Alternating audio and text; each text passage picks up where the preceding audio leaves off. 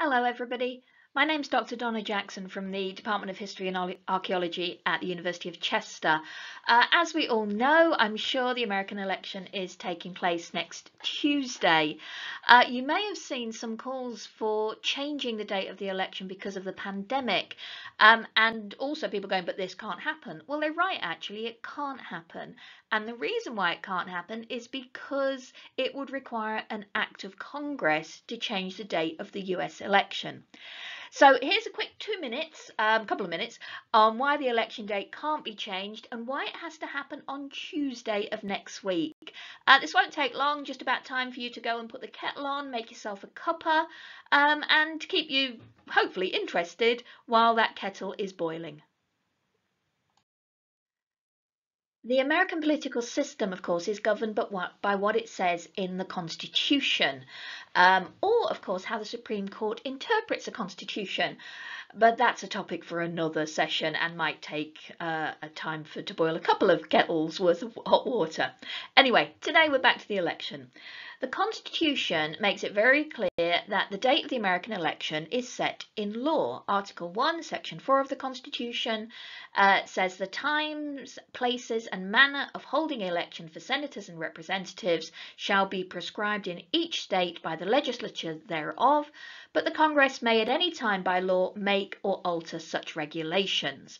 What this means in practice is that individual state governments can set the date of the American election unless Congress tells them something different. Until 1845, Congress left it up to the states to decide when to hold elections.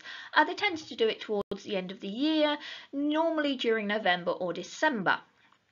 However, by the 1840s, mostly due to changes or advances in communications technology, things like the telegraph, not very technical by our standards, but certainly by the 1840s, there were fears that the elections held earlier in the year might affect the results of elections held later in the year. When Samuel Morse sent the first telegram from Washington to Baltimore on May 28, 1844, these concerns, these fears suddenly seemed like reality, and they decided to act. So on January 23rd, 1845, an act to establish a uniform time for holding elections was passed by the US Congress. This mandated that the election day would be the same throughout the United States and territories and would be held on the Tuesday next after the first Monday in the month of November. Now, this might seem like quite a strange formula, the first Tuesday after the first Monday in November, but there was a really good reason for it, certainly good reasons for the time. November was after the harvest, when, of course, with a nation of mostly farmers or a lot of farmers, people were very busy. So after the harvest, but before the winter weather set in. Tuesday allowed people time to travel to the polls. Remember, it took a lot longer to travel back then. So it allowed them time to travel after the Sabbath. For some religions, travel was forbidden on the Sabbath. So they could travel on the Monday, not having to travel on the Sunday. It was decided it must never be on the first of the month. Businesses, merchants, courthouses were usually very busy on the first of every month. So with the formula set at the first Tuesday after the first Monday, the earliest the election could ever be held was November 2nd, the Tuesday, Monday being the 1st of November, Tuesday the 2nd. The latest, incidentally, is November the 8th. Now, if you look more closely at the text of all the laws regarding election day, you'll see that they tend to specifically relate to the presidential election. Common sense, though, dictated that if you were holding an election for one office on one day, then you might as well do them all on the same time.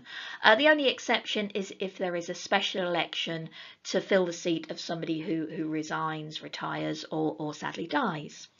The other thing just to mention before I finish and let you get on with your cuppa, your tea or your coffee, you've probably seen lots of coverage about early voting or postal voting. Now, Article 1, Section 4 of the Constitution allows that. It comes under the state law provision. What the Act of Congress of 1845 dictates is the cut-off point, if you like. So early voting is allowed, late voting isn't. Postal voting is allowed, but your ballot, your postal ballot must have a postmark dated by election day. So hopefully this has answered any questions you might have had about why the election is happening specifically next Tuesday. What the result of that election is, we still have to see. It's going to be interesting for sure. And that's all. Hopefully by now your brew is ready. Enjoy your cuppa, and thanks for listening.